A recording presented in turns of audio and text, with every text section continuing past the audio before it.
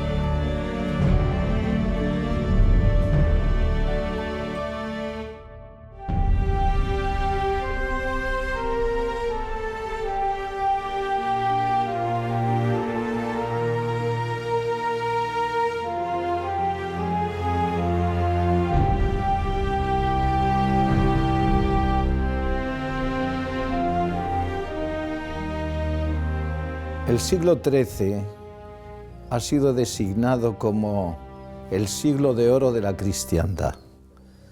Son grandes las figuras que en él aparecen, como San Alberto Magno, Santo Tomás de Aquino, San Buenaventura, tantos y tantos santos teólogos, filósofos, y entre ellos también un noble, una persona que es real y santa, Fernando III el Santo.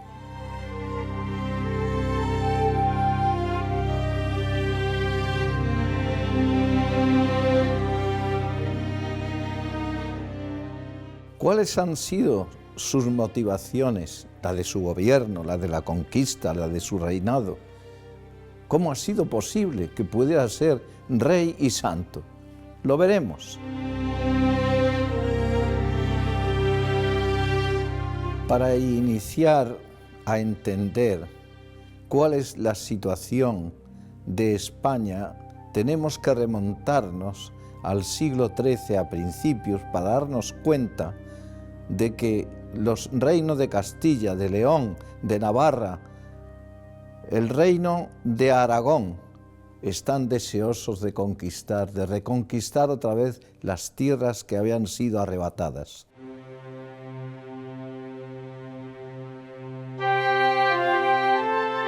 En un lugar entre Zamora y Salamanca va a nacer un niño llamado, dentro de la historia de España, a ocupar un lugar preeminente en la restauración política, económica, social y sobre todo religiosa. La vida de San Fernando es interesante desde el momento mismo de su nacimiento, porque le pilla en camino. Realmente es un hombre que fue haciendo su vida a poquitos y fue una vida complicada desde el mismo momento en que su madre se puso de parto en la Vía de la Plata, entre lo que hoy en día vendría a ser más o menos el entorno de Peleas de Arriba, que es un pueblecito muy pequeño de la provincia de Zamora. Se puso de parto y dio a luz allí el pequeño Fernando, que sabemos que probablemente fue en el día de la festividad de San Juan, no hay un dato exacto, que sería el 24 de junio de 1201. Después, años después, recordó este hecho fundando un monasterio que es el de Valparaíso, muy cerquita del mismo sitio donde su madre le dio a luz. En el momento en el que nace Fernando III, el reino de Castilla estaba siendo gobernado por Alfonso VIII, una persona excepcional en todos los sentidos, y su madre, Berenguela, era la hija primogénita de ese monarca, nacida del matrimonio del rey Alfonso VIII con Leonor de Inglaterra, Leonor Plantagenet.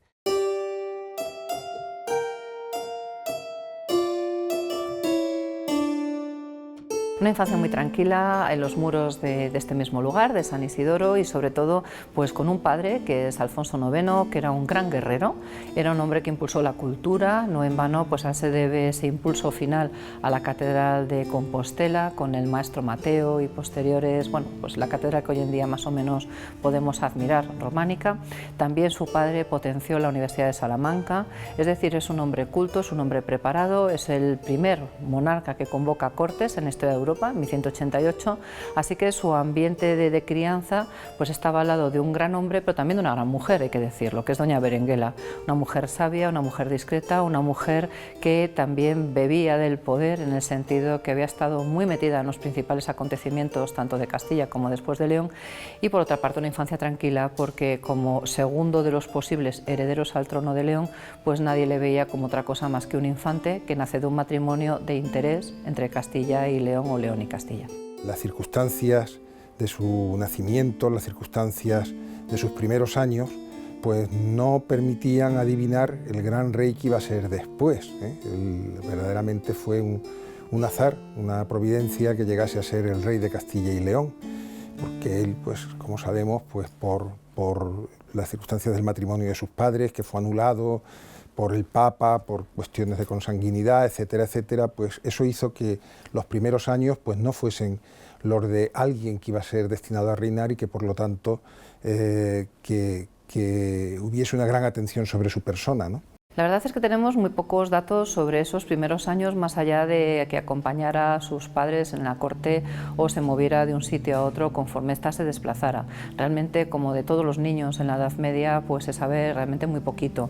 Pero sí que es cierto que el ambiente en el que se criaban los monarcas leoneses es un ambiente muy influido por San Isidoro, por este lugar, muy influenciado también por algunos de los grandes abades que por aquí pasaron, por estos mismos muros donde nos encontramos, y sobre todo es un ambiente donde se conjuga algo muy importante, que es la herencia de los siglos, de unos siglos donde se reivindica una idea de unidad de España desde un punto de vista cristiano, con los distintos reinos en los que está fragmentada la península, pero donde también los monarcas de León llevaban a gala un título que era el de Imperator Totius Hispaniae, que habían portado sus antepasados. Y realmente su infancia, pues recorriendo estos mismos muros, podría ser una gran lección de historia, donde si nos paramos en la tumba de Alfonso V, pues alguien le contaría a este niño que conquistó estas ciudades en Portugal, que en el año 1017 concedió fueros al reino, las primeras leyes territoriales de la historia de Europa. Al mismo tiempo le hablaría de doña Urraca, la infanta que fue reina de Zamora, al mismo tiempo le comentaría el caso de Bermudo, es decir, era una gran lección, podríamos decir que casi a cada metro en este mismo lugar. Y por otra parte, junto con sus padres, la parte más humana, si se quiere, por parte de su madre, pues sería esa forma de entender la política más tranquilo, más paciente, más esperando, no tomando tanto la iniciativa como era su padre. Su padre era, podríamos decirlo de una forma muy coloquial, muy echado para adelante, y su madre era mucho más reflexiva. Entonces aprendió que a veces es necesaria la guerra, pero hay veces que hay que sentarse y negociar la paz. Y yo creo que esa fue la gran lección vital, precisamente porque nadie le consideraba el futuro heredero. De haber sido el futuro heredero, sin duda alguna, su educación hubiera sido radicalmente distinta. Y por supuesto que la fe a Dios está presente desde el minuto uno, casi desde la casilla de salida. ¿Por qué? Por lo mismo que estamos hablando, porque está en un centro muy vinculado con el mundo espiritual, en un lugar muy especial, y cuando la sensibilidad de un niño se desarrolla de la forma correcta, este niño pues es como una esponja que lo percibe todo. Y Fernando III era esa especie de esponja que lo absorbía, y por supuesto que tenía un papel fundamental.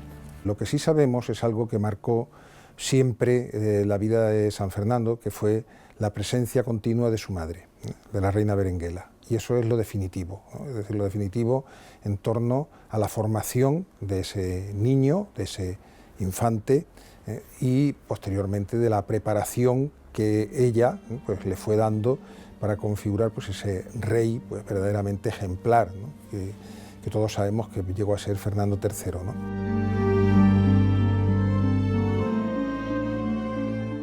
Hay una anécdota en este aspecto que muestra la poderosísima religiosidad de la reina Berenguela en relación con su hijo, ¿no? Y es un episodio conocido, un niño, pero vamos, ya un niño mayorcito, que enferma gravísimamente, que se teme por su vida, que no hay remedio para la enfermedad, que tal, y que la madre pues, decide llevarlo al santuario, entonces un santuario de muchísima devoción en Castilla, que era el monasterio de Oña, y ante la imagen de la Virgen ella hace la oración, el niño sana, ¿no?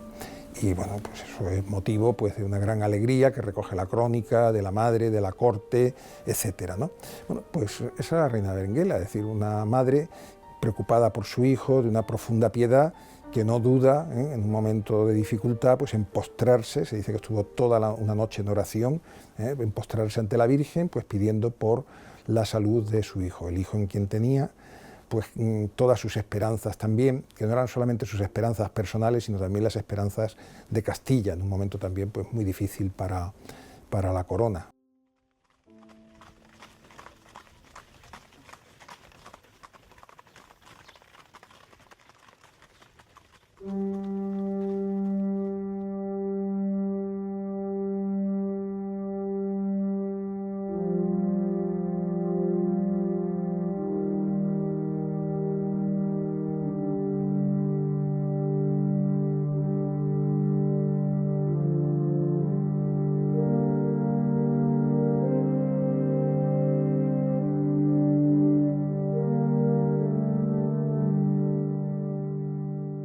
Señora del cielo, acuérdate que eres Madre de Misericordia.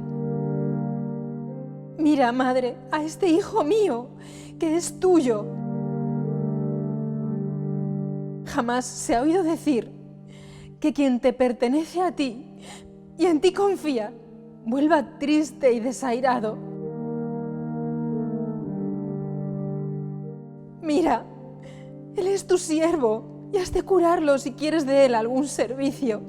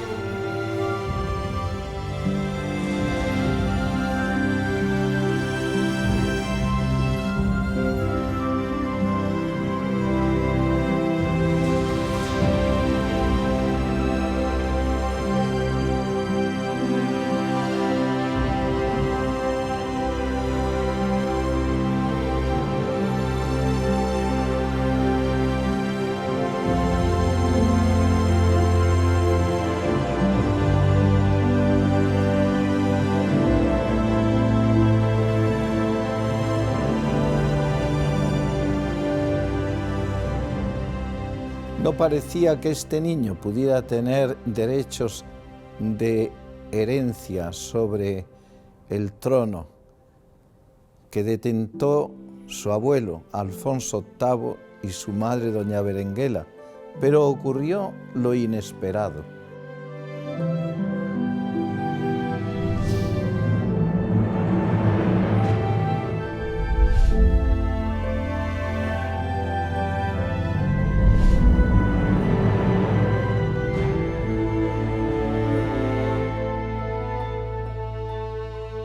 Los reinos hispánicos se caracterizan en esta época por ser reinos muy relacionados entre sí, incluso todos ellos proceden de un mismo tronco familiar y se renuevan estos lazos familiares mediante matrimonios. Algunos de ellos tuvieron que ser declarados nulos porque eran parentesco demasiado cercano, y además se caracterizan, y quizás lo más importante, porque son reinos que aspiran a recomponer la unidad de la España visigoda, a restaurar la España visigoda. Fernando III llega al trono de Castilla en 1217. Al trono de León en 1230. En principio no era candidato ni para uno ni para otro trono. En León había un hermanastro hijo del primer matrimonio de Alfonso IX, también llamado Fernando, y en Castilla tenía 2 tíos, uno de ellos también se llamaba Fernando, que le precedían de los derechos al trono. Se juntaron una serie de circunstancias. Él nació como hijo de una infanta, pero por delante de él tenía 2 tíos, uno de ellos incluso era más joven que él, que era el infante Fernando, que había nacido en 1189, quiero recordar, y murió en 1211 en una campaña, en la Sierra de San Vicente, en una campaña contra los musulmanes. Pero es que el año 1204, o sea, 3 años después que nuestro rey Fernando naciera, nace otro tío suyo, que es Enrique I. Enrique I sucedió a su padre, Alfonso VIII, muerto en 1214, era el único hijo varón que le sobrevivió, y de la regencia se encargó Berenguela, hermana del propio Enrique. Se llevaban mucho tiempo, se llevaban casi más de 20 años, y madre de Fernando III el Santo. Berenguela estaba en Castilla con sus hijos una vez que su matrimonio con Alfonso IX de León había sido declarado inválido. Ella había mostrado siempre, como reina de León y luego en Castilla, una gran prudencia, una gran habilidad diplomática, un saber estar como reina que había pasado un trauma personal también muy fuerte, una religiosidad muy profunda que marcó también a su hijo San Fernando.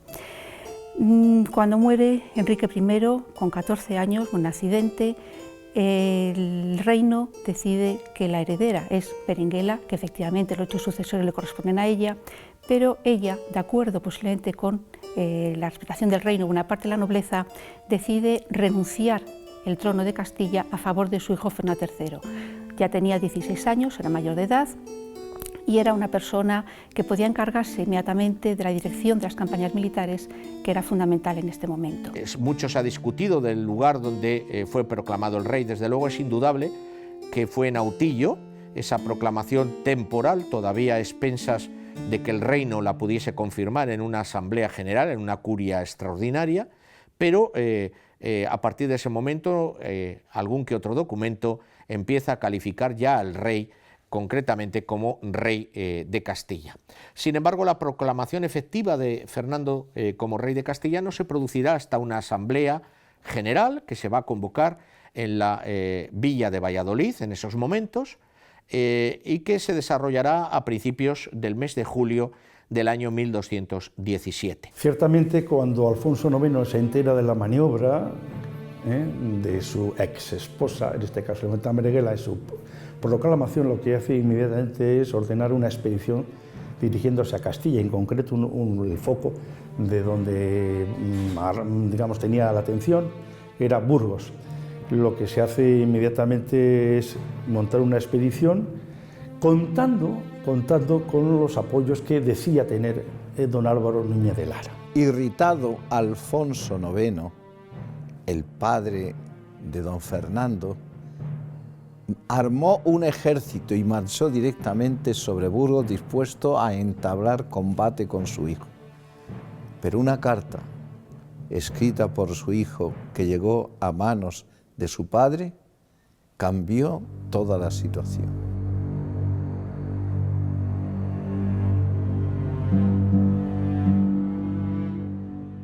Señor padre, ¿por qué así os irritáis? ¿Por qué me hacéis la guerra? Parece que os pesa de mi bien, cuando debierais gloriaros de tener un hijo por rey de Castilla. Sabed que en mis días no os vendrá de este reino daño ni guerra alguna.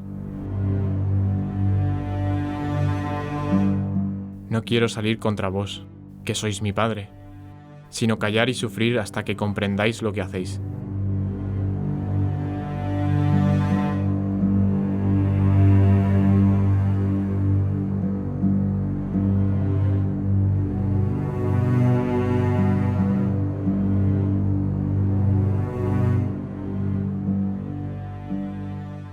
¿Cómo accedió al trono de su padre, rey de León? ¿Cómo se verificó la unión de las 2 coronas, Castilla y León? En él lo veremos. En 1230 muere Alfonso IX de León y Fernando III reclama su derecho al trono de León. Entra en León, algunas ciudades le reconocen, algunas se muestran a favor de las infantas Sancha y Dulce, y la solución llega a través de un encuentro de las 2 reinas viudas, Teresa y Berenguela. Las dos reinas viudas, podríamos decirlo así, se van a reunir, doña Teresa y doña Berenguela se van a reunir en la villa de Valencia de Don Juan.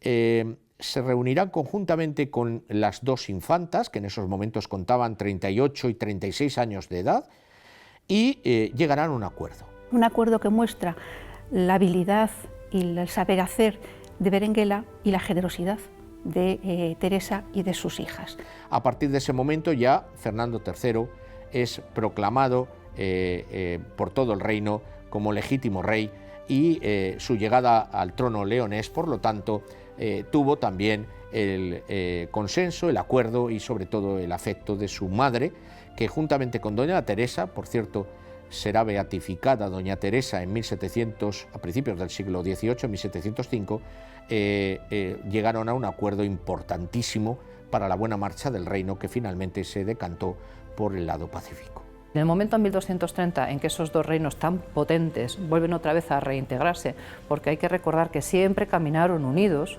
bajo la batuta de León, es verdad, pero ahora es Castilla el hijo que toma más fuerza. A partir de ese momento tenemos el gran motor de la dinámica de la cristiandad peninsular, que es la corona de Castilla y León. De esa forma, en 1230, León y Castilla se unen ahora ya de una forma definitiva, una forma permanente. Nace la corona de Castilla, que no vuelve a separarse.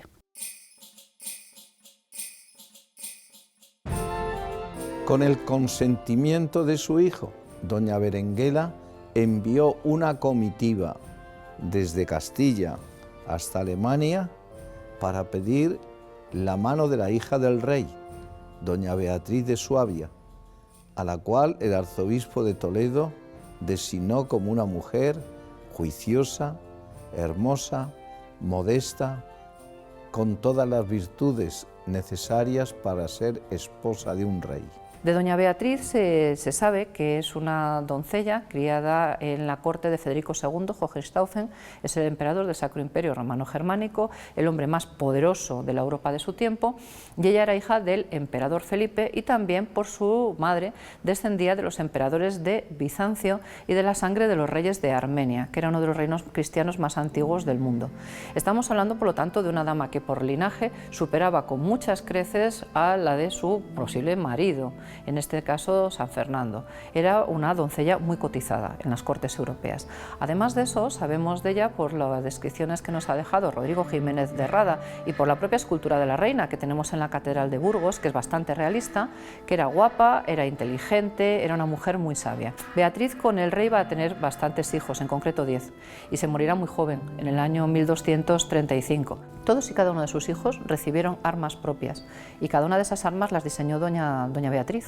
Y doña Beatriz sabemos que en ella, según nos dice Alfonso X, pues la Virgen obró un par de milagros, aparecen en las cantigas, que era una mujer extraordinariamente devota. Se sabe de ella que era cultísima, que entendía de historia, que entendía de tantas disciplinas que realmente podríamos decir que era una auténtica sabia para su tiempo. Si a ello le sumamos talento, hermosura física y sobre todo una facilidad para el trato social que la hizo ser extraordinariamente querida en los reinos hispanos, pues era la mujer perfecta para el perfecto rey. Era costumbre de los nobles de la época ser armados caballeros.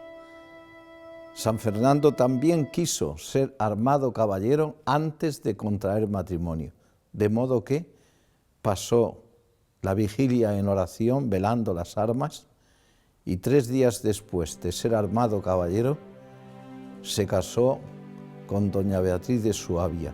A partir de ese momento, todo fue para la gloria de Dios, servicio de Dios y de su patria.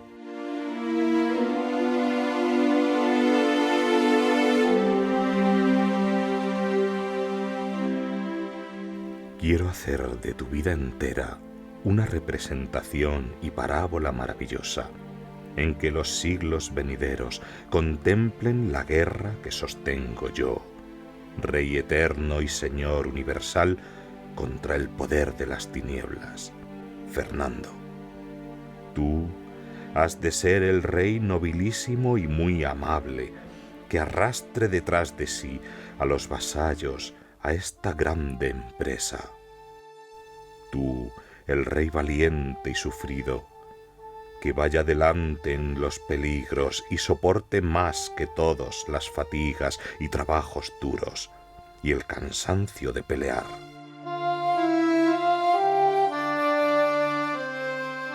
Que se quisiese hacer coincidir las bodas del rey con doña Beatriz de Suabia con la solemne investidura como caballero, pues lo que quiere decir es que él se preparaba para su boda y para asumir lo que era ya pues la plenitud, ¿no?, del papel desde el punto de vista familiar y de estirpe que representaba las bodas reales, pues antes, con esa también preparación espiritual que significaba la asunción de la caballería. Estamos en una época además también que es profundamente cruzada. El San Fernando es ante todo también un rey cruzado.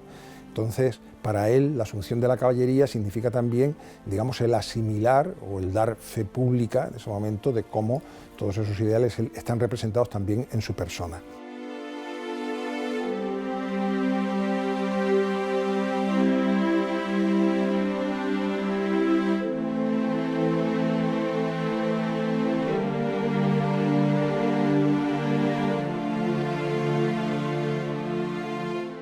Cristo, Señor mío, yo estoy en vuestras manos, como esta espada está en las mías. Mostradme, Rey mío, qué queréis de vuestro caballero.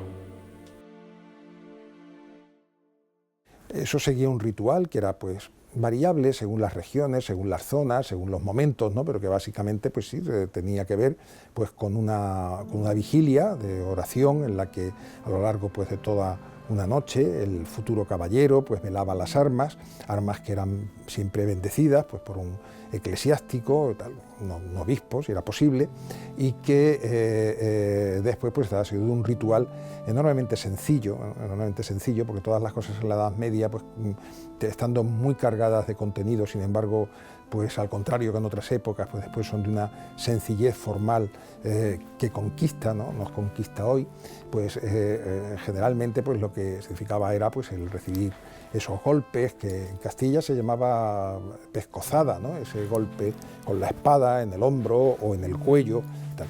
Bueno, eso el rey no lo pudo hacer por una razón muy sencilla, ¿no?, y es que el rey tuvo que autoinvestirse como caballero por la sencilla razón de que a un rey no lo podía investir como caballero nadie, porque se trataba pues de la máxima autoridad dentro del reino, nadie lo podía investir a él, ¿no?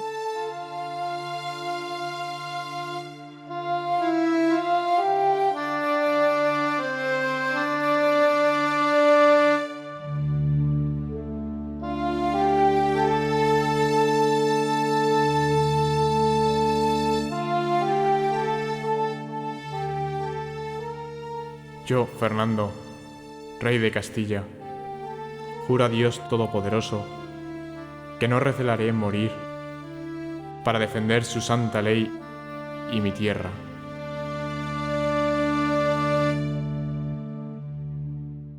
En 1235 la reina Beatriz fallece. Eso provocó un auténtico vacío, no solamente en el reino, sino también en el propio corazón del rey, que se quedaba sin su compañera perfecta. Doña Berenguela, que estaba siempre dispuesta pues, a proteger, a amparar a ese hijo tan preciado, que era San Fernando, decidió buscarle una segunda esposa. Una segunda esposa, aunque él no quería realmente, y el argumento que utilizaba San Fernando es: yo fui feliz con esta mujer, tengo sucesión sobrada para garantizar los reinos, no tengo necesidad ninguna de volverme a casar. Pero fue doña Berenguela la que insistió en que el rey no podía caminar solo y necesitaba una compañera. Fue la corte francesa la que le encontró una segunda esposa perfecta. En este caso era Juana de Dammartin, también llamada Juana de Ponthieu, que era una noble condesa de unos territorios en el norte de Francia, muy potentes económicamente hablando, por linaje descendiente de la Casa Real francesa, y una mujer hermosa que ya había estado casada y por lo tanto, bueno, pues era un poco la perfecta compañera de un hombre que había quedado viudo cuando ella además ya había estado casada. Después de ese segundo matrimonio tuvo 5 hijos de los que llegaron a edad adulta 3. Así que tenemos a un San Fernando que tuvo 13 hijos supervivientes, más casi podríamos decir que otros 2, 3, 4 quizás que fallecieron durante la niñez.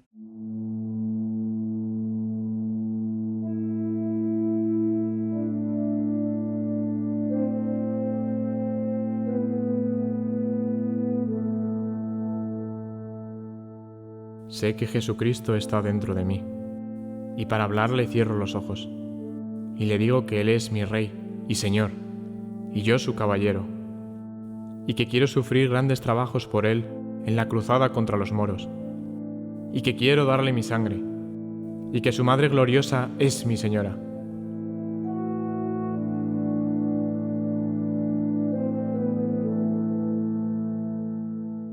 Las cruzadas del siglo XIII no se limitaron solo a la conquista de los santos lugares. Aquí, en España, estaban también los musulmanes, que habían arrebatado las tierras a los cristianos. Estos se habían hecho fuertes en la zona norte de España y localmente cada rey quería conquistar, reconquistar otra vez las tierras que les habían quitado y volver otra vez a la monarquía visigoda. En el año 711 se produce la invasión de España por los musulmanes, acabando con el reino visigodo. La gran consecuencia de la invasión musulmana es que se deshace España. Supone pasar de una sociedad cristiana, latina occidental, de la cultura latina occidental, a una cultura islámica, una cultura arabizada, con todo lo que conlleva de la visión del poder político, la visión de la sociedad, la visión de la mujer, la visión de todo, de toda la vida.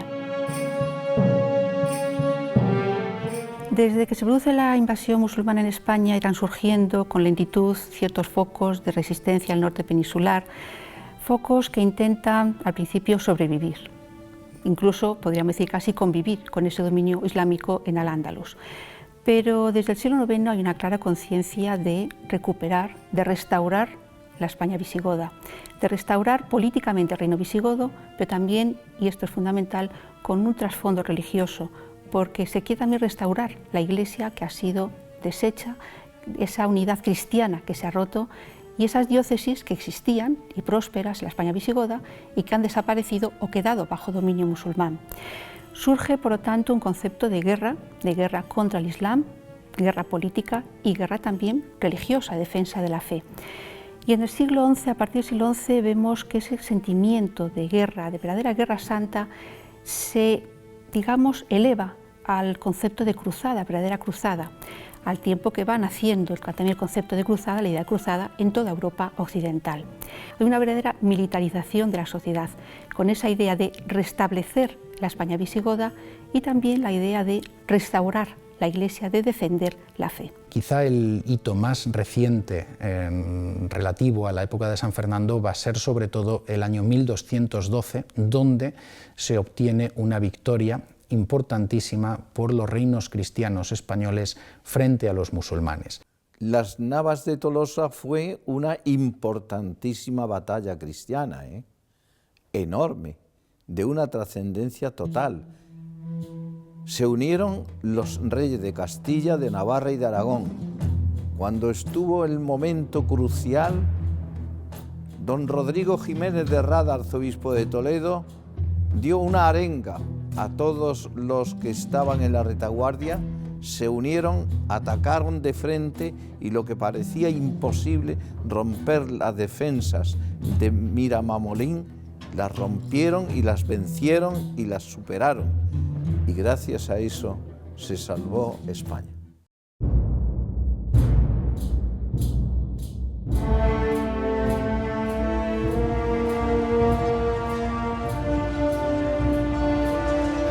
Aquí, señor obispo, morimos todos. No quiera Dios que aquí muramos. Antes aquí hemos de triunfar de los enemigos. Pues vayamos a socorrer a los de las primeras filas, que están en grandes apuros.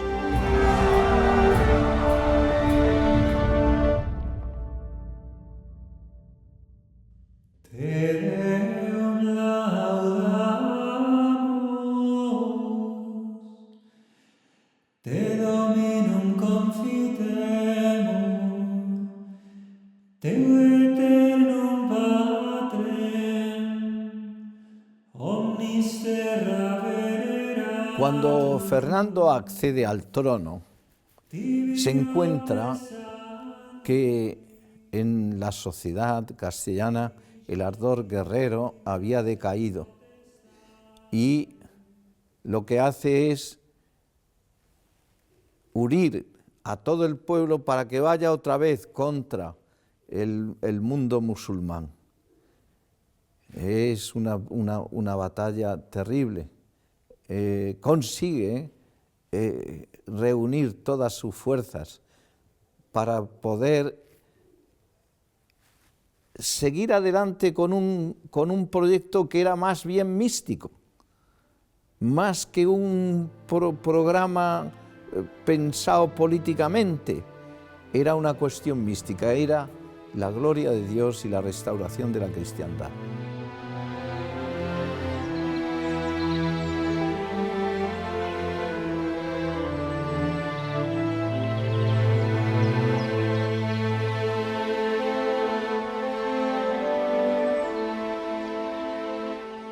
Queridísima Madre y Dulcísima Señora, ¿de qué me sirve el reino de Castilla que me disteis con vuestra abdicación, y una esposa tan noble que me trajisteis de tierras lejanas, y está unida a mí con amor indecible? ¿De qué el celo con que os adelantáis a todos mis deseos, cumpliéndolos con maternal amor antes de que yo los haya concebido? Si me enredo en la pereza, y si desvanece la flor de mi juventud sin fruto, si se extinguen los fulgores del comienzo de mi reinado, ha llegado la hora señalada por Dios omnipotente, en que puedo servir a Jesucristo, por quienes los reyes reinan, en la guerra contra los enemigos de la fe cristiana, para honor y gloria de su nombre. La puerta está abierta y expedito el camino. Tenemos paz en el reino, los moros arden en discordias. Cristo, Dios y hombre, está de nuestra parte. ¿A qué esperamos? Os suplico, Madre mía, a quien debo todo cuanto tengo después de Dios, me deis licencia para declarar la guerra a los moros.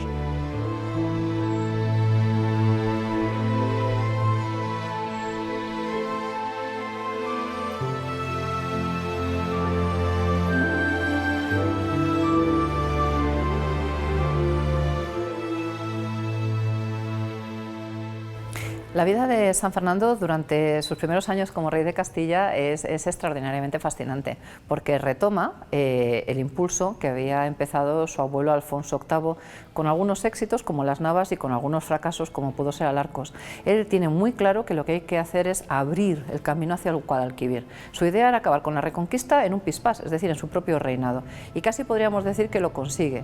Cuando comienzan sus años iniciales de rey de Castilla, esas tareas de búsqueda de nuevos territorios en Andalucía, el objetivo queda claramente fijado en Jaén. ¿Por qué? Porque fue el camino que abrió Alfonso VIII. Por lo tanto, es lo lógico atacar el reino de Jaén y a partir de ahí extenderse por el Guadalquivir. Cuando San Fernando accede al trono de Castilla en 1217 y al de León en 1230, pues se encuentra un reino, un imperio almohade fragmentado en reinos taifas. Y esta fragmentación debilita la unidad del Islam y favorece la penetración cristiana. Hay dos cosas que sorprenden cuando uno analiza esos años de Fernando. En primer lugar, su excelente talla como estratega, como general, como hombre de armas. Es un perfecto caballero, sí, pero es un gran general, que se sabe asesorar, que escucha mucho, algo muy bueno en un rey, saberse asesorar y escuchar, fundamental, y también que toma las decisiones correctas. Sumen a ello otro dato también interesante, y es que en 1225, cuando todavía no es rey de León, consigue que el Papa le conceda una bula de cruzada. ¿Qué significa esto? Que a la hora de buscar destino un caballero europeo para luchar frente a los infieles, es decir, frente a los musulmanes, podía hacerlo en Tierra Santa, las cruzadas que todos tenemos en la cabeza, o podía hacerlo en los territorios de la península ibérica bajo las banderas de San Fernando, porque de la misma manera se consideraba bula de cruzadas, lo que quiere decir.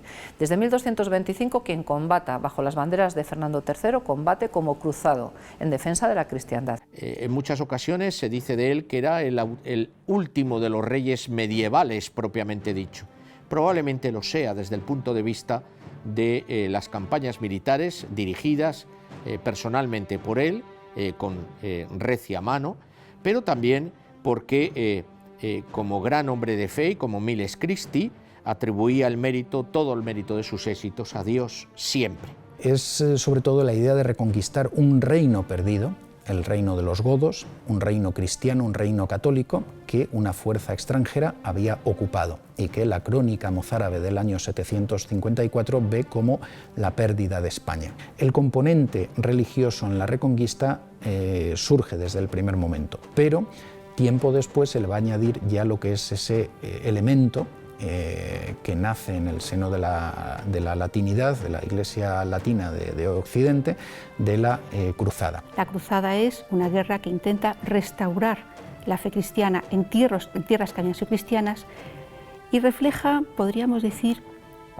el deseo, el sentimiento de estas tierras, de los hombres que viven en estas tierras, de ser parte de la cristiandad occidental, de ser parte del mundo cristiano occidental. Las zorras tienen madrigueras y los pájaros del cielo nidos, pero el Hijo del Hombre no tiene donde reclinar la cabeza. Sígueme. He puesto la mano en el arado, Señor, y no volveré la mirada atrás.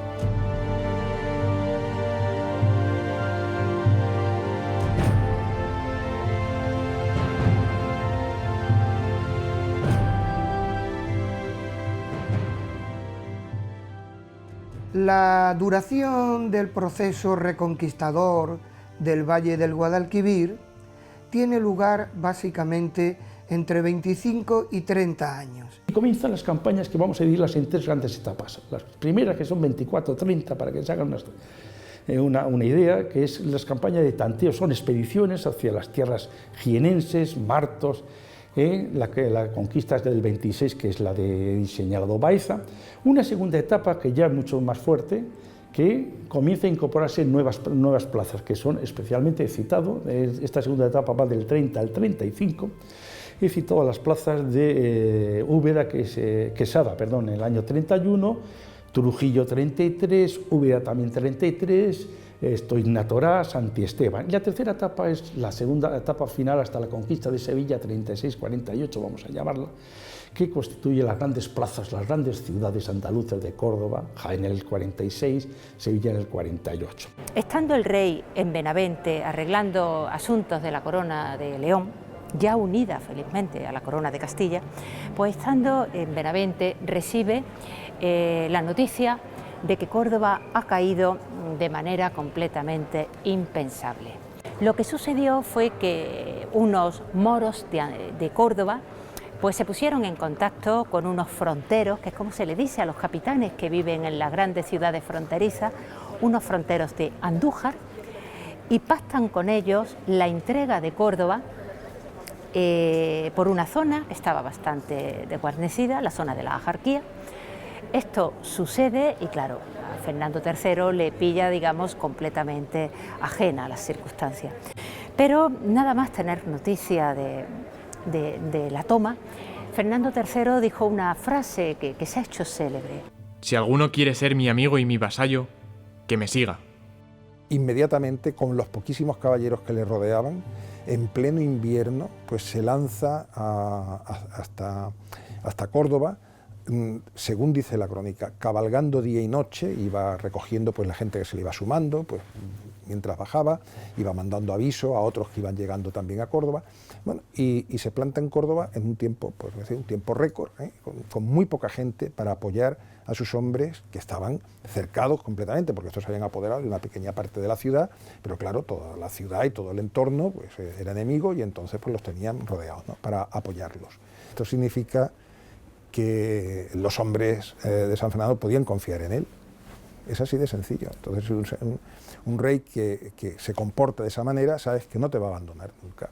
Tiempo después de conquistar la ciudad, él declara que él tomó esta ciudad gracias a la divina providencia. Y de esa manera, pues, siendo bastante imprudente, cruza desde Benavente hasta Córdoba, es decir, cruza la mitad del reino, en pleno invierno, en unas condiciones terribles, porque los caminos eran impracticables. Llega aproximadamente en el mes de febrero, cerca de Córdoba, a la altura de Alcolea, organiza lo que se llama el sitio, el cerco, y unos meses más tarde, el 29 de junio de ese año de 1236, día de San Pedro y de San Pablo, Córdoba fue por fin ciudad cristiana. Fernando III pues dispuso que para entrar en Córdoba, antes que nada lo hiciera la cruz. Y el que fue luego el primer obispo de Córdoba, don Lope de Fitero, entró en la ciudad portando la primera cruz. Y justo detrás entró el pendón de Castilla. Y esa comitiva atravesó el puente romano, luego atravesó la puerta del puente, recorre todo el costado occidental, la zona exterior de la mezquita, entra por el patio de los Naranjos y se procede entonces a la restauración del Kurt. Primero pues se purifica el exterior, echando agua bendita y sal sobre las fachadas. Luego en el interior pues lo que se hace es, se toma posesión, se pone una capa de ceniza sobre el pavimento y se trazan unas letras y se consagra el altar. En este caso se consagra a Santa María, esta iglesia, porque la gran devoción de Fernando III fue la Madre de Dios, Santa María, y todas las mezquitas, aljamas que él fue transformando en catedrales, todas se dedicaron a la Madre de Dios, a Santa María. La conquista de Sevilla fue realizada entre agosto de 1247 y noviembre de 1248.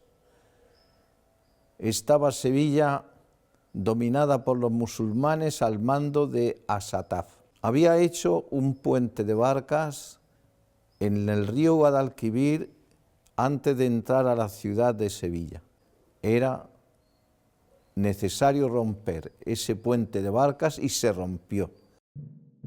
Guadalquivir abajo, rueda un son de mesnada. La noche con estrellas corre su espuela loca. Va de bodas Fernando y es la novia Sevilla.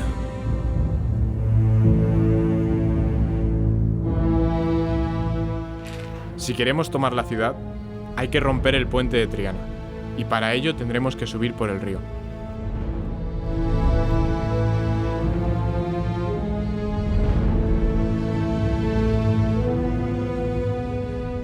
La ciudad de Sevilla, ocupada tras largos meses de asedio, casi año y medio, era la capital del Imperio almohade en la península ibérica. Sevilla era, en palabras de Alfonso X el Sabio, pocos años después de la muerte del rey, la capital de todo este señorío del Andalucía. Era, con diferencia, la ciudad más importante que conquistaba Castilla, no solo en extensión, sino en niveles de población. Nunca antes Castilla había conquistado una ciudad tan importante, con un puerto y salida al mar muy próximo. El Guadalquivir era mucho más ancho y más profundo de lo que lo conocemos hoy. Dicen las crónicas que entra en Sevilla y cuando entra la espada la deja fuera. ¿Qué significa que la espada la deja fuera? Significa que su entrada en Sevilla no va a tener solamente una voluntad de hombre, sino una voluntad divina. Entra por voluntad divina, no por voluntad de hierro, no por voluntad de espada. Eso es importante. Después es verdad que a él se le, durante uno de los paseos que entra por Sevilla, pues se le manifiesta una imagen que estaba en Sevilla, que era la Virgen de la Antigua. La Virgen de la Antigua era una virgen que estaba situada dentro de, o en el ámbito de la Catedral Mudéjar, o cerca, exactamente no sabemos muy bien dónde, pero estaba tapiada, porque cada vez que intentaban destruirla, los árabes, las personas que intentaban destruirla se enfermaban y morían. Entonces la tapiaron, sinceramente, la tapiaron. Entonces San Fernando, bueno, pues se dice que tiene esa visión y que cuando entra, pues redescubre la imagen de la Virgen que estaba en el siglo VIII. Intervienen multitud de episodios milagrosos que él atribuye siempre a la intercesión de Santa María. La Virgen de los Reyes, una imagen que se le aparece cuando el cerco se intuía difícil, el cerco de la ciudad, y le pide, le ruega la intercesión de Santa María para rehabilitar el cansancio de las tropas que cercan la ciudad. No adivina cómo era la talla, hasta que milagrosamente aparecen unos escultores flamencos o alemanes que le tallan una y la rectifica y dice que efectivamente es esa, es una Virgen gótica, sedente, con niños, triunfante, es una Theotokos, Madre de Dios, que nos muestra al niño.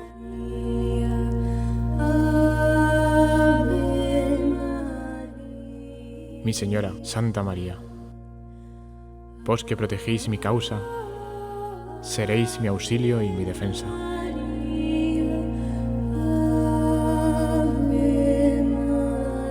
La Virgen de los Reyes es una Virgen que estaba en la capilla real del campamento de Fernando III. Tiene culto y además es la patrona de Sevilla y de su archidiócesis. Entonces es una imagen que tiene una gran devoción en Sevilla. En 1248, cuando San Fernando conquista Sevilla, primero deja que entre la Virgen de los Reyes y con posterioridad entra él. Fernando III el Santo consagró la ciudad de Sevilla a la Virgen, cosa que se ha mantenido hasta hoy.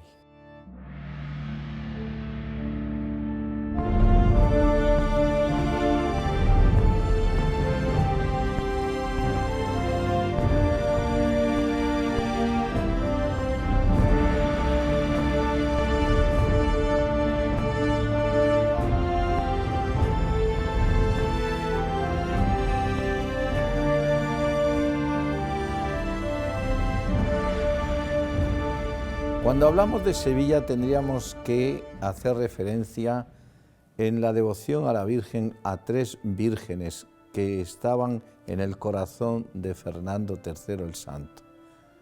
La Virgen de las Batallas, la Virgen de Valme y la Virgen del Águila. La Virgen de las Batallas normalmente se dice que la llevaba San Fernando para que le protegiese de la guerra, y es cierto.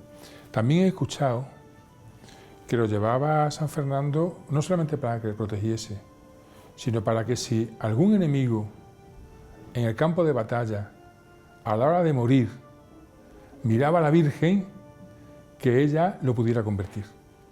La historia de la devoción a la Virgen de Valme se remonta a la época de la conquista de Sevilla por el rey San Fernando, en el año 1248, pues según la tradición que conocemos de nuestros mayores, estando las tropas de San Fernando acampando en el cerro, hoy llamado Cortijo de Cuartos, pues ante la dificultad que presentaba esa empresa, esa difícil conquista, pues el rey San Fernando invoca la protección, el valimiento de la Virgen, de la que era muy devoto, con esa súplica pues tan conocida, tan querida para nosotros: váleme, Señora, ¿no? Ayúdame pues a conquistar Sevilla, devolverla a la fe cristiana. Y el Santo Rey pues le promete a la Virgen, le ofrece a la Virgen construirle en ese mismo lugar, en el Cerro de Cuartos, pues una capilla, una ermita, en la que colocaría una imagen que llevaba en sus campañas militares, y ofrecerle también el primer estandarte, el primer pendón que le conquistara a los musulmanes de Sevilla. Bueno, pues conquistada la ciudad el 23 de noviembre de 1248, pues San Fernando cumple la promesa, edifica la ermita y deja allí pues la imagen que veneramos, que seguimos venerando en la ciudad de Dos Hermanas hoy, en la parroquia de Santa María Magdalena, que precisamente, bueno, pues por esa súplica de San Fernando se conoce como Nuestra Señora de Valme.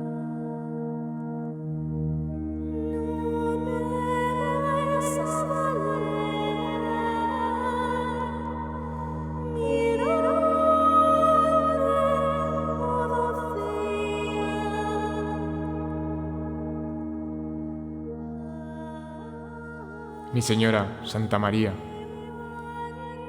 hoy hemos padecido fatiga, sed y sol, pero muy mayores trabajos sufriría de buena gana, con tal de veros Reina de Andalucía.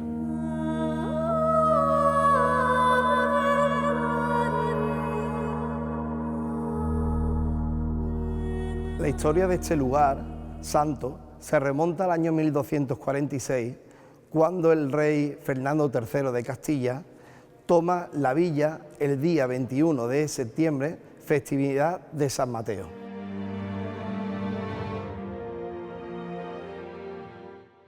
Alcalá de Guadaira conserva los restos del castillo desde el cual Fernando III el Santo durante 2 años estuvo planeando el ataque a Sevilla.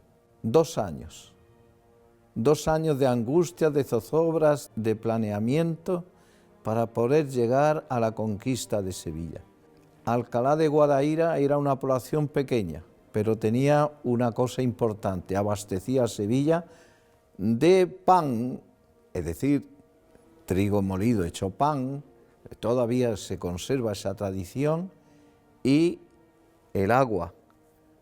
Lo primero que hicieron los cristianos fue cortar los suministros, tanto de pan como de agua. De esa manera tuvieron las condiciones suficientes para el ataque.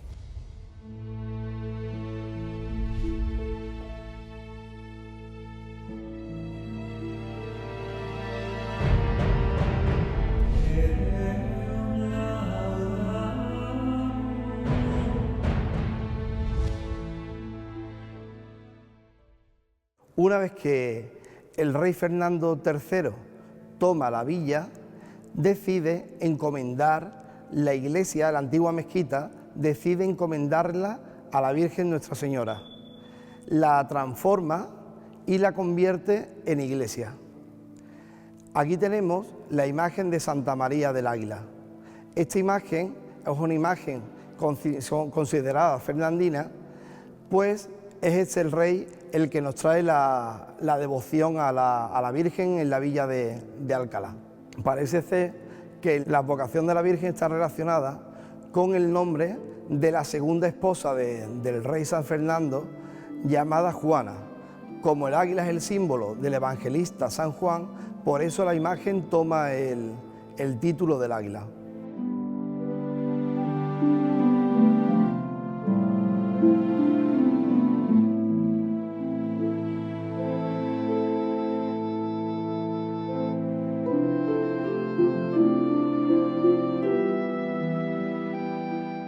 Sabemos, por ejemplo, que cautivó y cultivó el amor a Santa María Virgen. Expresamente su hijo lo declara y lo recoge en las cantigas de Santa María. Es más, ponía bajo el amparo de la Virgen todas y cada una de sus campañas y sobre todo las ciudades que ganaba, como es el caso de Úbeda, de Jaén, de Córdoba o de la propia Sevilla. De ahí que se hable de Andalucía hasta en nuestros días como la tierra de María Santísima. Ciertamente ella, o el rey Fernando III, se lo encomendó a ella. De modo que la conquista está plagada también de hechos milagrosos que después los promotores de la santificación de San Fernando van a utilizar en su argumento ya en el siglo XVII. Desde luego la devoción de San Fernando a Santa María la recogen las mismas crónicas de su época, la crónica de los 20 reyes, la crónica tudense, la crónica general de España que mandó redactar su hijo Alfonso X, y abunda en la misma frase: Santa María cuyos siervos somos.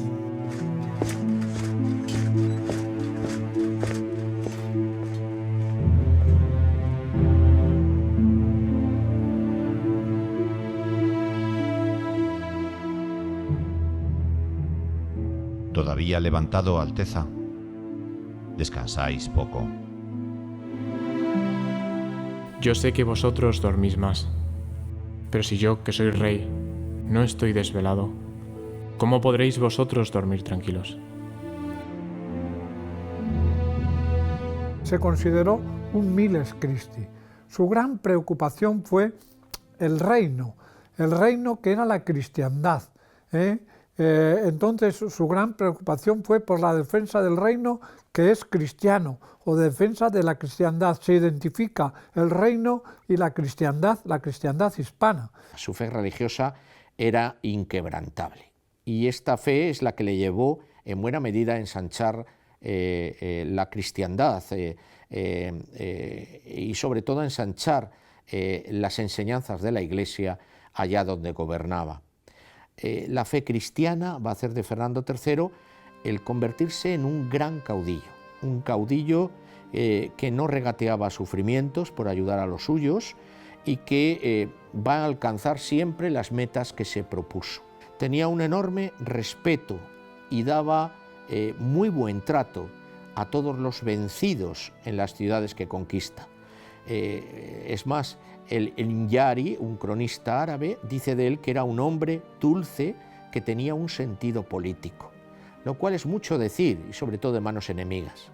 Hay un caso llamativo en la vida de San Fernando, que es su amistad con un gobernador almohade, o bajo el dominio almohade, que luego será emir de Baeza, que es al-Bayasi. Con este personaje alcanzó una profunda amistad, y al-Bayasi incluso promovió no solo el que sus territorios se asimilasen al dominio castellano, se sometieran al rey de Castilla con cierta autonomía, sino también que incluso el rey moro de Valencia, también al-Bayasi intervino para que marchase hasta Cuenca para ponerse a disposición del rey San Fernando. San Fernando entabló una profunda amistad con él, y a su hijo, al hijo de al-Bayasi, después de la muerte de su padre, tuvo lugar su bautismo voluntario por parte del hijo, que fue apadrinado por San Fernando.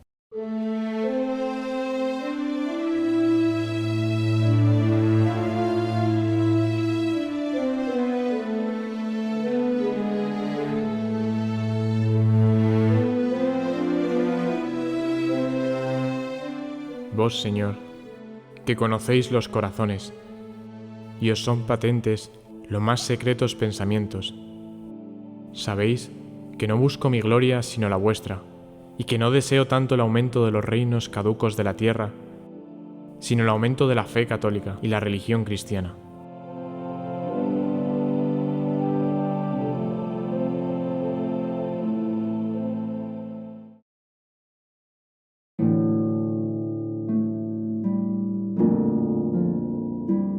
Cuentan de él que no le faltó ninguna virtud propia de un buen estadista.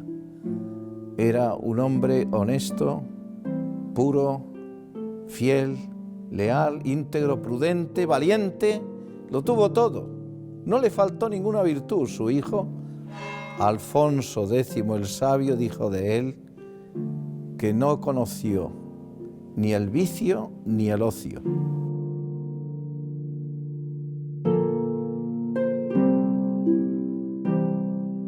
La devoción principal, sobre todo lo demás, es Dios.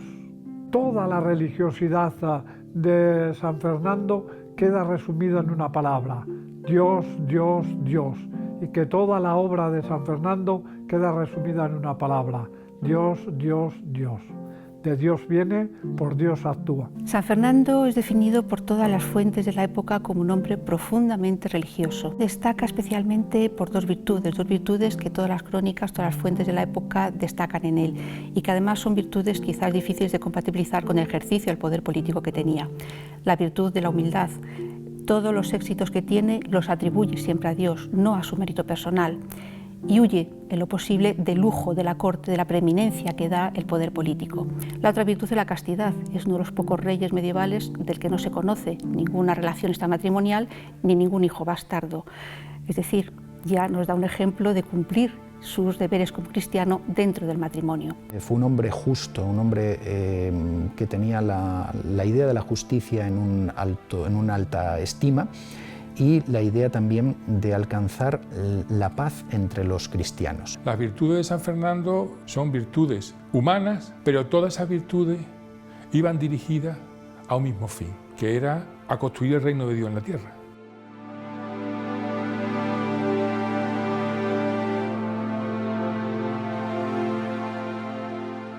¿Cómo es que Su Alteza tiene tanto éxito en el campo de batalla? Pudo ser que mis antecesores se preocupasen más de extender su grandeza que de introducir la fe, de multiplicar vasallos que de construir altares, y con esto se malograsen sus designios. Es muy de admirar desde mi punto de vista la perseverancia del rey como virtud cristiana, su capacidad de sacrificio y de perseverancia en el cumplimiento de los objetivos que se había trazado, a pesar de las enormes penalidades que ello le supuso. Era un hombre profundamente piadoso, esa piedad religiosa que se manifestó también en la construcción de algunas de las grandes catedrales españolas. Su esposa, doña Beatriz de Suabia, patrocinó también o promovió también, junto con él, algunas construcciones y mejoras en el monasterio de las cistercienses de las Huelgas de Burgos. Otra cosa que es muy curiosa y que aparece en muchos documentos es la preocupación que tuvo Fernando III por el cumplir las obligaciones del domingo, de tal manera que él y su corte y sus vasallos pues asistiesen a los oficios del domingo y cumpliesen las obligaciones del domingo. Es bien conocida y de ella ya se ha hablado muchísimo, la devoción de Fernando III por la Virgen María. La época que él vive pues es una época de incremento impresionante de la piedad mariana y de la devoción hacia la Virgen. Fernando no solamente fue un conquistador y hombre piadoso, es que y hombre de gobierno, al mismo tiempo era un hombre muy culto, y su corte era de gente muy culta. Entonces, él pues, también, digamos, refleja también pues, las formas de piedad propias de su época. Y la Virgen ahí tiene un papel importantísimo. La devoción a la Virgen está muy unida al ideal caballeresco, porque no es más también que la sublimación de ese amor a la dama de las damas, ¿no? Y eso pues es lo que también representa el rey. Todo el mundo sabe pues cómo va pues no solamente dedicando iglesias, etcétera, y las tierras conquistadas, especialmente a la Virgen, como aquí en Sevilla, pues la propia catedral, etcétera, ¿no? Sino pues el hecho pues definitivo, en un hombre que se pasó media vida a caballo, el hecho de que quisiera llevar siempre a la famosa Virgen de las Batallas, ¿no? La Virgen en el arzón de la silla, en todo momento, ¿no? En sus viajes, en sus desplazamientos, en sus campañas, etcétera, él iba siempre acompañado de la imagen de Nuestra Señora. La vida de un santo se fundamenta en la oración. Cumplía sus penitencias y era penitente, y amaba la cruz, no solamente estamos hablando de Cristo, amaba la cruz.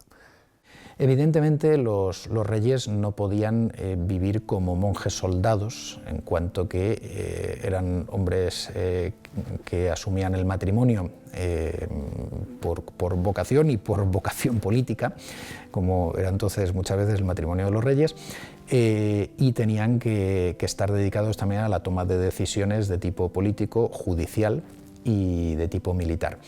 Pero sí que es verdad que algunos de ellos de especial piedad, como el rey Fernando III, trataron de vivir este ideal un poco del monje soldado, ese ideal del caballero cristiano, en la medida de todo lo posible.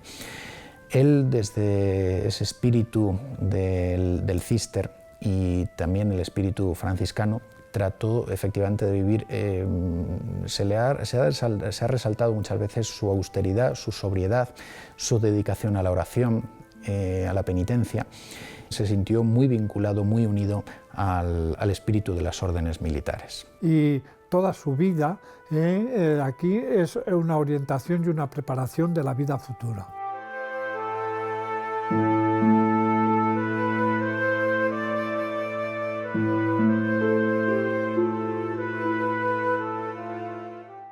Tenía solo 50 años, pero ya estaba agotado. Su vida había sido desgastada por Dios y por España. Ya no le quedaba otra cosa que preparar el momento de su salida para rendir cuentas al eterno juez.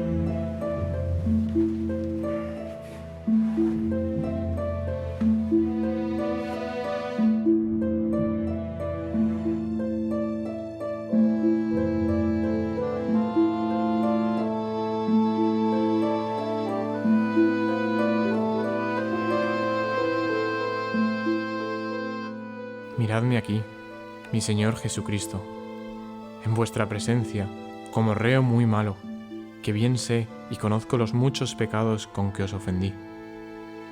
Mas por grandes que sean, me fío de vuestra misericordia, que por los méritos de vuestra santa pasión y muerte preciosísima me los habéis de perdonar.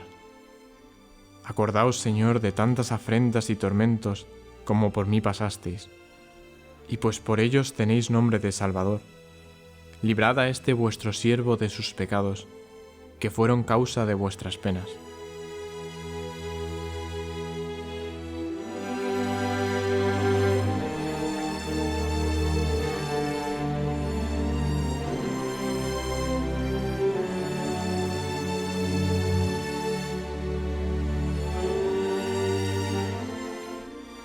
Entonar el Te Deum. Santa María. La verdad es que la muerte de San Fernando le llegó, podríamos decir que en términos actuales, en la madurez, pero no en la ancianidad, puesto que fallece con 53 años, realmente, no era una persona tan mayor. Pero sí que es verdad que tantos años de luchas, de conquistas, de sufrimiento, la vida de un guerrero no era fácil, ni hoy en día, ni mucho menos en aquel entonces, pues acabaron desgastando un cuerpo que era muy fuerte. Y ese cuerpo pues enfermó un año antes. Sabemos por las crónicas que su enfermedad era la famosa hidropesía, pero realmente en términos médicos actuales la hidropesía simplemente es un conjunto de síntomas, es retención de líquidos, por entendernos todos. ¿Qué quería decir esto? Pues que probablemente el rey tendría algún tipo de problema cardíaco, que por la lectura de las crónicas parece lo más factible, es decir, que arrastrara algún tema de corazón previo, por algunos episodios que conocemos anteriores, o bien que tuviera algún problema de riñón, cosa que también solía ser habitual entre los caballeros por las muchas jornadas a caballo y porque la zona de los riñones acababa siendo muy devastada, y sobre todo porque la alimentación no era tan comedida como la que hoy en día podemos tener, y evidentemente porque nos separan 800 años y la medicina no es lo mismo ahora que entonces, ¿no? Así que ese cuerpo extraordinariamente fuerte durante un año que empezó a ser cada vez más débil, hasta que llegó un momento en el 30 de mayo de 1252 que el rey ya no pudo más y supo que su muerte estaba muy cercana. Se aferra a la cruz besándola varias veces, evidentemente, y se ata una soga señalando, digamos, la desnudez en su retorno a la otra vida. No sabemos casi nada o nada de su nacimiento, pero sabemos mucho de su muerte. Y como sabemos también, pues en la vida de un cristiano es mucho más importante la muerte que el nacimiento. Cómo se muere, pues eso es lo que determina pues, todo lo que viene después, ¿no?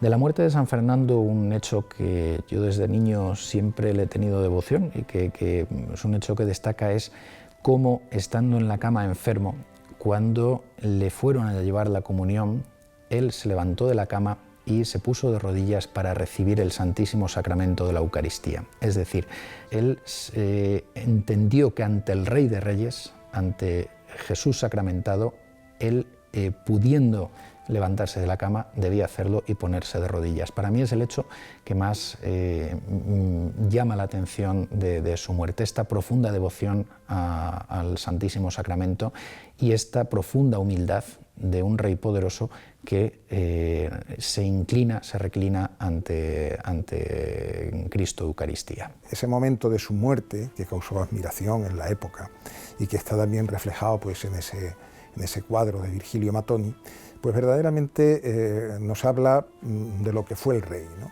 De lo que fue el rey y de esa humildad también que él tenía, que sabemos que tenía, pero humildad ante Dios, ¿no?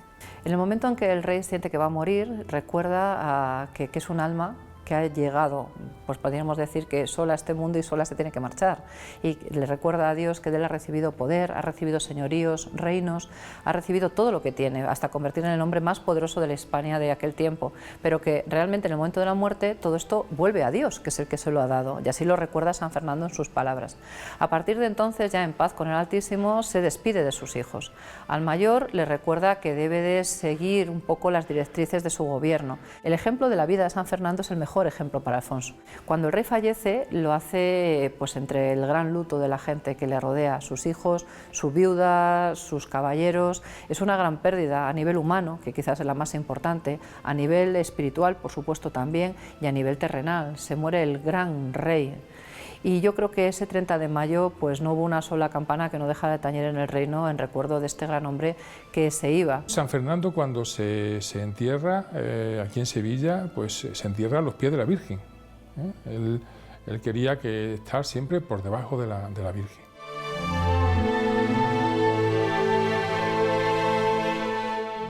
Después de su muerte, su hijo Alfonso X el Sabio quiso que se grabaran estas palabras en la tumba de su padre.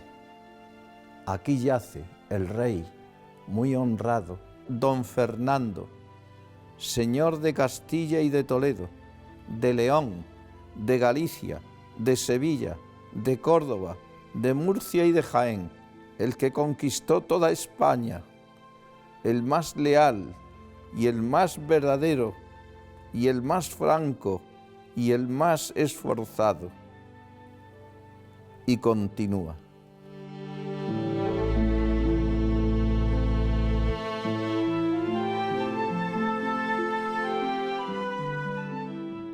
En el momento en el que muere, ya las personas empiezan a decir que es santo. Centrándonos en el siglo que nos ocupa, es un ejemplo como cristiano, es un ejemplo como caballero, es un ejemplo como hombre de familia y es un ejemplo como hombre con mayúsculas, sin más. ¿Santidad o no santidad? Al cabo de muy poco tiempo, sí que es cierto que los sevillanos, donde está enterrado en la Catedral de Sevilla, empezaron a comentar que en torno a su cabeza se veía como un halo de santidad, se veía como que resplandeciera, como que brillara.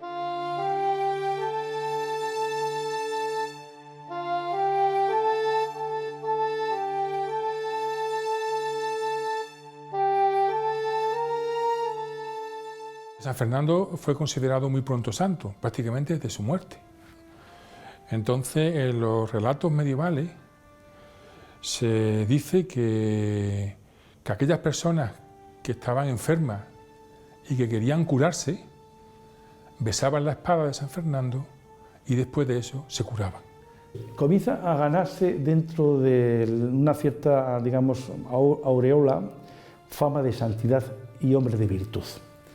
Esto llega, digamos, a oídos de los regidores de Sevilla y del cabildo de la Iglesia Catedral sevillana. Ambos promueven, digamos, la posibilidad de la beatificación inicial del rey Fernando. Ya desde su misma muerte era aclamado como santo en ámbito local, en el ámbito sevillano, y Clemente X no hizo nada más que revalidar lo que toda la comunidad política hispana y europea estaba manifestando de continuo, de tal forma que el decreto que firmó el 4 de febrero de 1671 no hacía más que confirmar esa elevación a los altares del rey Fernando III. Y la beatificación va a durar unos 27 años. 27 años se nombra beato, pero con una beatificación muy limitada a lo que es Sevilla y en la Catedral de Sevilla y la Capilla de los Reyes. Esto se entiende que es insuficiente y se prosigue delante del Sumo Pontífice la posible canonización que llegará en 1671 inicialmente, se extiende, digamos, la canonización a los dominios de España en América y al año 72 Clemente X, el mismo Sumo Pontífice que el anterior, lo que hace es extender la santidad a toda la Iglesia universal. Su reinado es un hito en la historia de Castilla, de León y sobre todo de España. Es un santo que ha avanzado a su época porque es un santo laico. Entonces, ¿qué propone San Fernando? ¿Qué nos propone a todos San Fernando? Pues nos propone que todo lo que hagamos en la vida tenga una finalidad y esa finalidad sea buscar el bien y el mayor bien que hay es Dios. De manera que para todos nosotros, hagamos lo que hagamos, estemos donde estemos, que busquemos siempre a Dios en las cosas. Yo creo que el resumen de la vida de San Fernando es de un hombre que no estaba llamado, ni mucho menos, a ser el rey que fue, que en todo caso hubiese podido ser pues, un buen rey de León, pero que sin embargo está llamado pues, por la providencia, que somos cristianos, pues evidentemente sí creemos en la providencia y en estos designios, y que llamado por la providencia pues a realizar una gran misión, ¿no? Y esa gran misión es la que él asume y realiza y tal.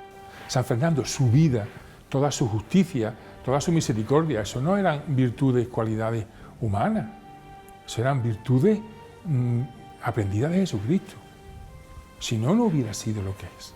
La vida de San Fernando enseña, en primer lugar, la dedicación constante, plena a una tarea que él asume desde el inicio de su reinado, siguiendo realmente la estela de los reyes anteriores, la restauración de España y la restauración de la fe en España, la defensa de la Iglesia. En su vida lo que entiendo yo que nos enseña es que cualquiera desde el puesto que esté en la vida, pues puede realizar ese gran designio, ¿no? Y puede realizar eso hasta la santidad, y puede realizarse cristianamente hasta la santidad, que cada uno también, pues nuestra misión, que lo que modestamente podemos hacer, pues lo tenemos que hacer, ¿no? ¿Y qué ejemplo es para nosotros? Pues el ejemplo que para nosotros es ese, es no separar nuestras vidas. Yo hago una cosa y después soy cristiano, pero mi vida la hago yo a mi manera. No, mire usted, es que la vida hay que hacerla a la manera en la que Dios quiere. Es lo que nos va a quedar, ¿eh? Con el tiempo, ya uno que va entrando en edad, con el tiempo al final lo que te va quedando en la vida son aquellas acciones que haces porque Dios nos las pide que las hacemos. Nuestros actos, cuando tienen un valor cristiano, obtienen una dimensión diferente. Y esa dimensión diferente es la que Dios quiere para nosotros. Esa dimensión diferente es la que tenía San Fernando, cuando decía, no, yo no quiero las tierras para aumentar, yo no quiero conquistas para aumentar mis tierras. Quiero conquistas para aumentar el reino. El ejemplo y los ejemplos que puede proporcionar San Fernando para los cristianos del mundo actual, por una parte es la firmeza en la fe y en la defensa de la fe. Él gobernaba para el bien común de la sociedad, y que entre ese bien común de la sociedad también está el orientar a los súbditos hacia la meta eterna. El poder procurarles el mayor bien posible en la tierra, pero además llevarles a la meta más alta, que es la meta del cielo, la vida eterna. En una ocasión, Gregorio IX, hablando del celo, del fervor que tenía San Fernando III el Santo, le declaró atleta de Cristo. Es un verdadero atleta. Aquí lo han visto ustedes. Un hombre dado completamente a Dios. Un hombre amante de su gente, a la cual quiere gobernar no solo para que vivan bien en este mundo, sino sobre todo para que ganen el cielo, como él también lo ganó, cumpliendo la misión que Dios le había confiado en favor de su gloria y de España.